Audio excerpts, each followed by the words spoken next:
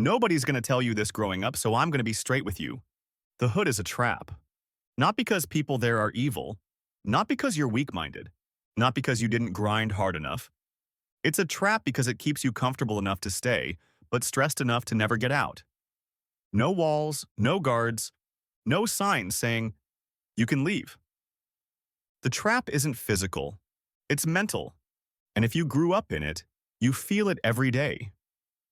In the tension in the streets, in the whispers behind doors, in the way people smile at you while secretly hoping you fail. In the guilt they hit you with when you start thinking bigger.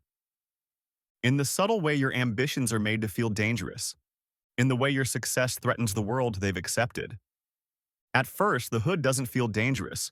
It feels normal. You know every corner. You know which streets to avoid. You know how to move, how to talk, how to survive. You know the unspoken rules, the hidden signals, the code that keeps you safe. It feels like home. Feels like family. Feels like identity. And that's the trap. The hood becomes who you are, whether you like it or not. And once it's who you are, leaving feels like betrayal.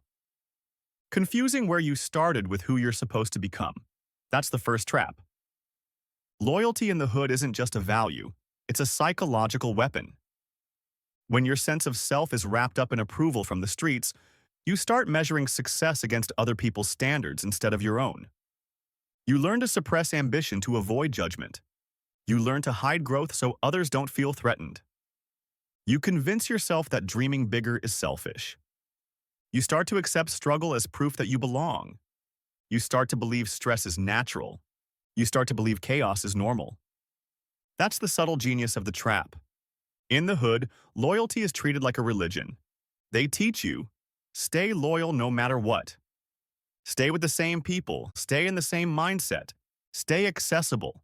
But here's the part nobody wants to admit. Hood loyalty almost always points in one direction only.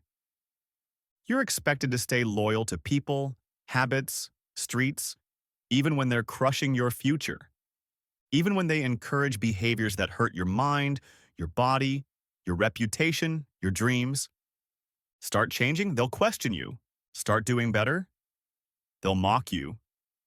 Start distancing yourself, they'll call you fake. Start talking about leaving, they'll say you forgot where you came from. And they'll make sure you feel the shame. They'll remind you that they kept it real while you think you're better now. And here's the thing you never hear. I'm proud of you for wanting more.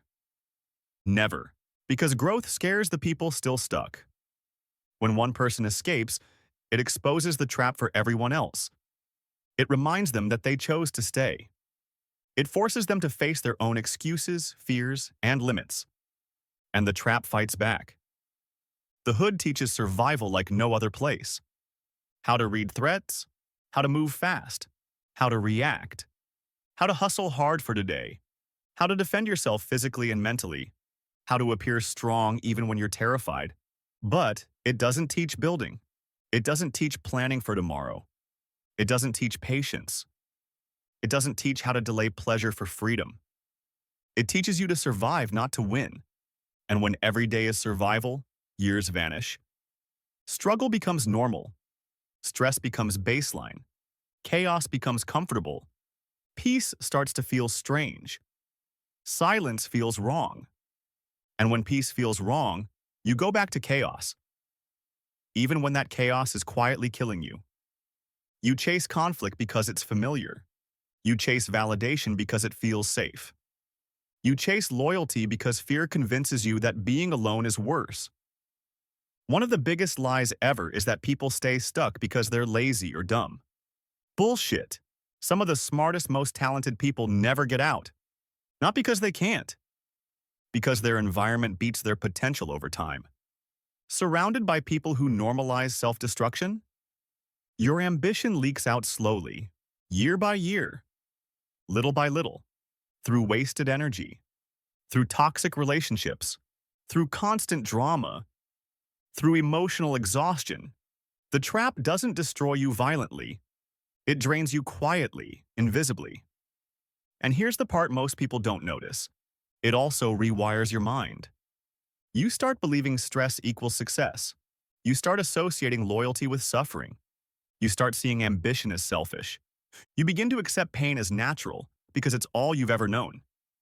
You begin to measure yourself by chaos instead of results. You begin to define strength as surviving, not thriving. The real cost? Time you'll never get back. Mental clarity gone. Peace of mind gone. Belief in something better chipped away slowly without you noticing. You stop dreaming big without even realizing it. You stop planning long term. You start surviving instead of building. You start measuring yourself against survival, not success. That's when the trap locks tight. Not physically, mentally. You accept your ceiling without even realizing it. Leaving the hood isn't just moving. It's separation, emotional, psychological, identity level. You feel guilty wanting more. You're scared of being alone. You feel pressure to stay available, loyal, reachable. But here's the truth nobody says. Everybody who escapes feels this. That discomfort? It's not betrayal. It's growth. And growth feels lonely before it feels right. Even after you leave, the trap doesn't vanish. It follows you. Old friendships, nostalgia, endless emergencies pulling you back. Guilt disguised as responsibility. People calling you fake for doing things differently. People testing your patience and limits. You'll be tested. And here's the hardest truth. Some people don't want you to win. They just want access. Access to your time, access to your energy, access to what you might become. If you don't set boundaries, the trap follows. Escaping isn't dramatic. It's calculated. Step 1. Mental separation. Stop glorifying the struggle. Stop pretending chaos is honor. Stop romanticizing the streets. Stop glorifying pain as proof of toughness. Step 2. Distance. Move quietly. Build silently. Don't announce anything until you're untouchable. Step 3. Environment. Your surroundings shape your habits more than motivation ever will. Surround yourself with people raising the bar, not lowering it. Surround yourself with energy that pushes you, not holds you down. Step 4. Skills. Status fades, image fades, skills compound. Learn something valuable, build something lasting. Skills free you faster than luck ever could. Step 5. Acceptance. Accept the loneliness. It's temporary. Being stuck? Forever. The hood doesn't hate you. But it doesn't love you either. It rewards survival, not growth. Comfort, not progress. Loyalty, not evolution. Leaving, not disrespect. Staying stuck? That's the real betrayal. If this makes you uncomfortable, good. That's awareness. You don't owe your past your future. You don't owe the streets your mind, your time, your potential. The hardest part isn't leaving physically. It's leaving it mentally. Breaking habits, changing patterns, shutting down programming you didn't even know was there. It's refusing to let the people comfortable staying small dictate your moves. It's putting your ambition above their approval. It's realizing the trap isn't the people, the violence, or the chaos. It's comfort in struggle, stress as normal, identity tied to pain. Escape doesn't mean betrayal. Escape means survival. Escape means freedom. Escape means finally living life on your terms. And it's worth the discomfort, the pressure, the loneliness. Because anyone telling you otherwise, they're still trapped. You? You don't have to be. You don't owe your past your future. You don't owe the hood your life. Not your mind, not your energy, not your potential. Leave. Grow. Build. Become. The trap is real. The clock is ticking. The longer you wait, the harder it gets.